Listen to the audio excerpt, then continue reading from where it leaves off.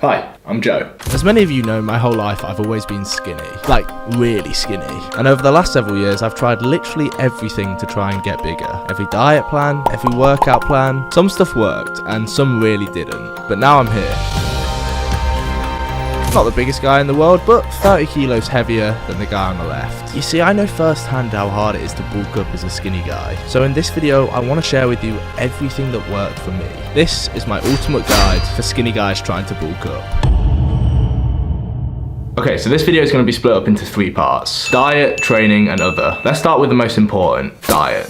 We're skinny guys. We obviously need to gain weight. In order for us to do that, we need to be in a calorie surplus. But I know firsthand as a skinny guy, this is extremely hard. And the reason why is because 1, we have the highest metabolism ever, and number 2, our appetites suck. So while it's not easy, here are my best tips to getting the calories in. First, calorie dense meals, such as pesto pasta. This bowl of pesto pasta here has 1200 calories in. Imagine you get one of these down you every night. Burgers, Ben & Jerry's, even pizzas. Now I know what you're probably thinking, Joe, surely I should get my calories from healthy, nutritious foods like chicken, rice and broccoli. In an ideal world, yes, that'd be great. But I know how hard it is. I tried to bulk up the clean way, only healthy meals, but the problem with that is these foods aren't as calorie dense. So you need to eat higher volumes of them, and my appetite just couldn't do that. So I'm not saying don't eat healthy, I'm just saying don't restrict yourself. If you need a pizza to get the calories down you, eat a goddamn pizza. Tip number 2 for getting the calories in, liquid calories. This is a game changer. You see, drinking 1000 calories is a hell of a lot easier than eating 1000 calories. Let me introduce you to the Phaser Shake. This is a high calorie shake I made a couple years ago. It contains 1000 calories. Here are the ingredients if you want to make it yourself. I created this shake a while back and honestly it saved me. I just took it with me on the bus to school most days, but if I was ever not hungry and I needed calories in me, I just drank one of these shakes.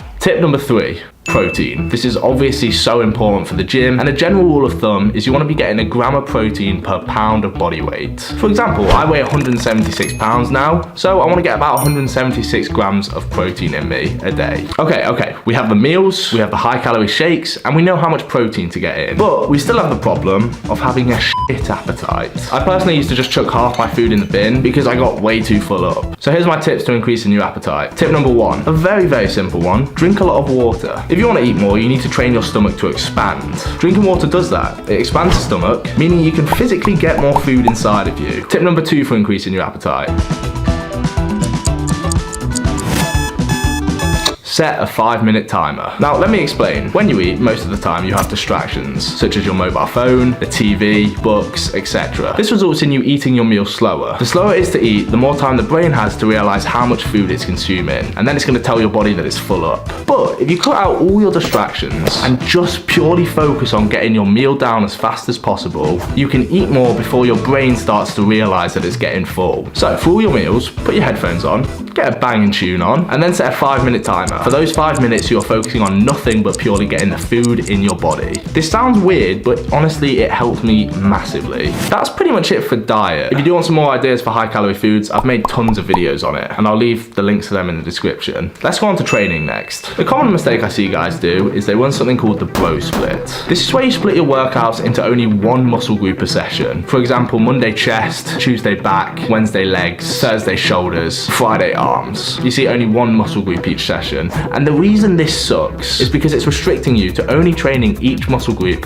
only once a week. Compared to if you did something like a full body workout split 3 days a week, you'll train each muscle group 3 times in a week instead of just once. So if you're doing the bro split, please stop. Now, when you actually get into the gym, for your training, you want to be doing a lot of heavy compound lifts. You know, like squatting, benching, deadlifting, all of that sort of stuff. And then mixed with that, you also want to do a bit more lighter, hypertrophy stuff, like bicep curling, tricep extensions, etc. For a complete beginner, I'd recommend the program I created, but if you want a free one, this program is amazing as well. It's a 3-day-a-week full body split, which we mentioned is great, and it prioritizes getting stronger on the big lifts. So a lot of squatting, benching, deadlifting, pressing, weightlifting and rowing. And then at the end, it also has its isolation work, like bicep curls, face pulls. And don't be afraid to add exercises that you enjoy into the split. Now, without a doubt, the most important part about training is prioritizing something called progressive overload. Please research into this as it's so important, and you'll make exponential gains. To put it simply, it's where you gradually increase the workload on your lifts. So every session you go in, you want to put more on the bar than you did the previous session. I'm going to leave a lot of links in the description to great videos explaining it fully, but please look at them. Now, finally, to conclude the training section, I want to speak about rest times. Don't think you need to have very short rest times to make better gains. That's not true at all. On your big compound lifts, like squatting, benching, deadlifting, you want to be having about 3 to 5 minutes between each set. And then for more lighter hypertrophy movements, like tricep extensions, for example, aim for about a minute between each set. Okay, finally, we're going to move on to the third topic, other. This is basically where I just go over some general tips. And we'll start with supplements. Unlike what you may think, supplements aren't necessary at all. But in some cases, they can help out a little bit. And these are the only supplements I'd recommend. Creatine, protein powder, protein bars, and for us skinny guys, a high quality weight gainer shake. A second general point is about sleep. Your diet can be perfect, your training can be phenomenal, and you can be taking all the supplements in the world. But this is completely useless if you aren't sleeping enough. My general rule of thumb is try and get at least 8 hours a night. That is my conclusive guide to bulking up as a skinny guy. I really hope this video helped. Cheers for watching, guys. Thanks for watching the video. If you enjoyed, I'd really appreciate it if you could hit the like button and maybe also consider subscribing. And lastly, if you want to get any supplements like protein powder, creatine, pre-workout, head over to MyProtein, which is the first link in the description. Use my code Joe at checkout, which will save you 37% off your entire order. Not only is it the cheapest way to get supplements, but it also helps me out a ton. Cheers, guys.